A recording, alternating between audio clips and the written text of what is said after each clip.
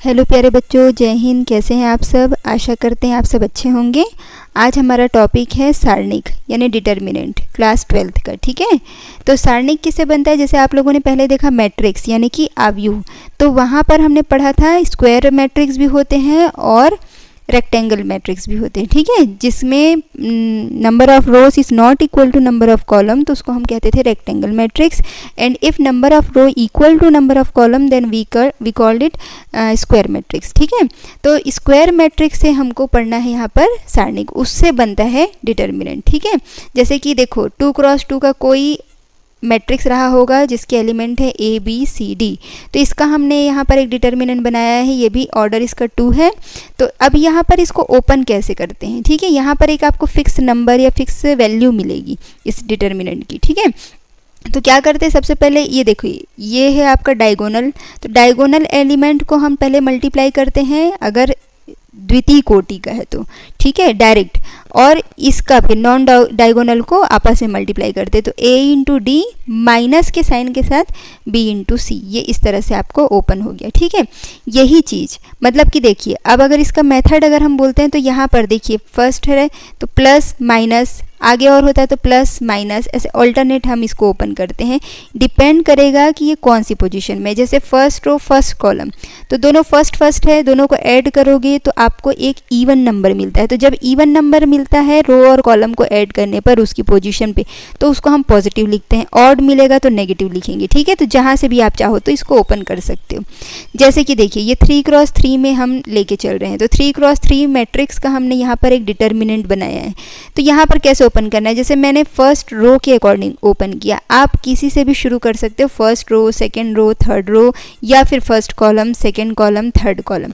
जैसे मैंने first row के अकॉर्डिंग किया, तो फर्स्ट रो फर्स्ट, ये इवन नंबर का पोजीशन है, तो यहाँ पर आएगा ये पॉजिटिव रहेगा, तो 0 के साथ हमने ओपन किया। तो कैसे ओपन करते हैं इसका, हम फर्स्ट रो और फर्स्ट कॉलम दोनों को एलिमिनेट कर देंगे, जो बचेगा वो लिखेंगे।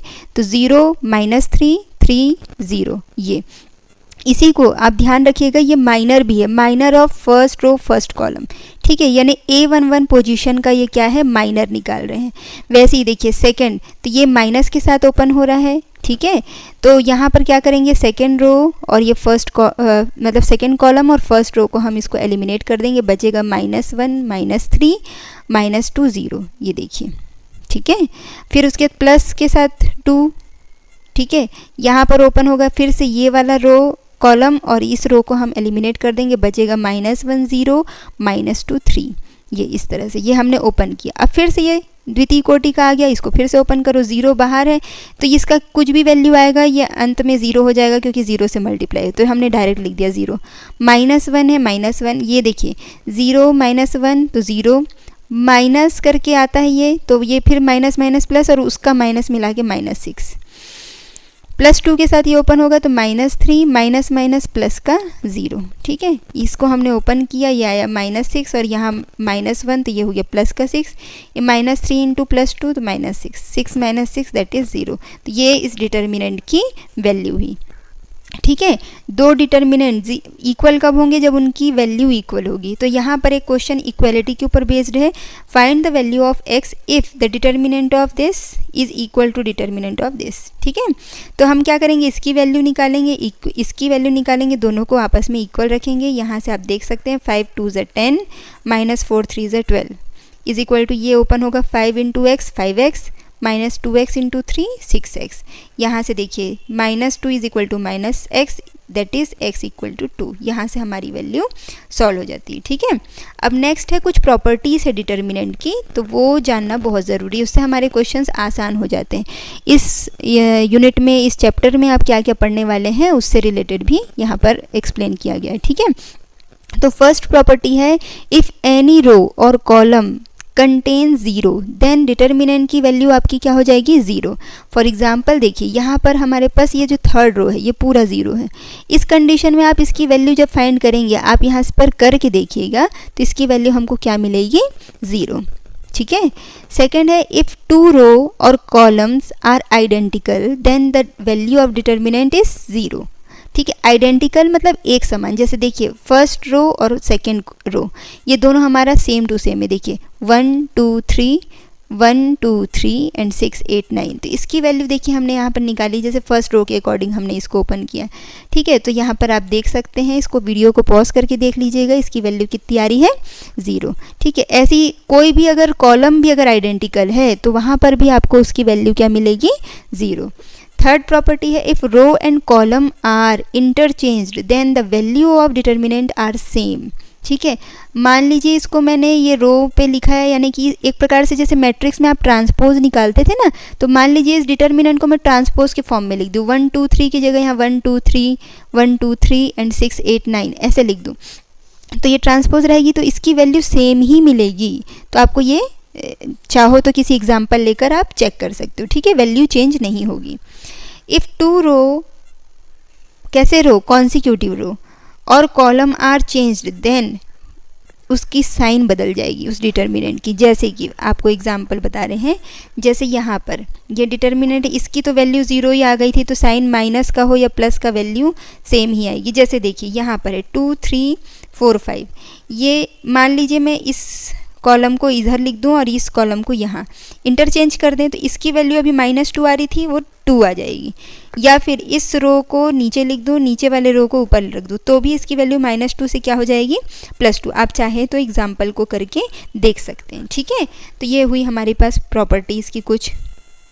नेक्स्ट है, if a matrix A have an order, ठीक है, कोई n क्रॉस n ऑर्डर का मैट्रिक्स है, तब उस मैट्रिक्स में जैसे हम k कोई भी स्केलर का मल्टीप्लिकेशन कर दे, फिर उसकी डिटर्मिनेंट की वैल्यू निकालते हैं, तो आप पाएंगे जितने ऑर्डर का मैट्रिक्स है, जैसे n ऑर्डर का था तो उतना पावर लग जाएगा उस स्केलर की, और आएगा मेन डिटर्मिनेंट का मल्टीपल, ठीक है। इस तरह से जैसे सेकेंड ऑर्डर का मैट्रिक्स है, जैसे एक एग्जाम्पल के थ्रू हम आपको समझाते हैं।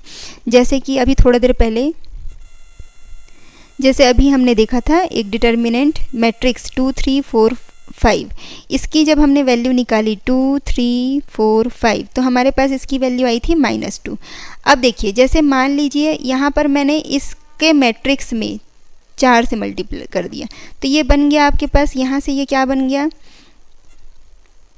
8 12 16 20, ठीक है। इसकी जब डिटर्मिनेंट की वैल्यू मैं निकालूंगी 8 12 16 20, तो इसकी वैल्यू कितनी आ रही है, देखिए 160 माइनस 192, दैट इज माइनस की वैल्यू 32।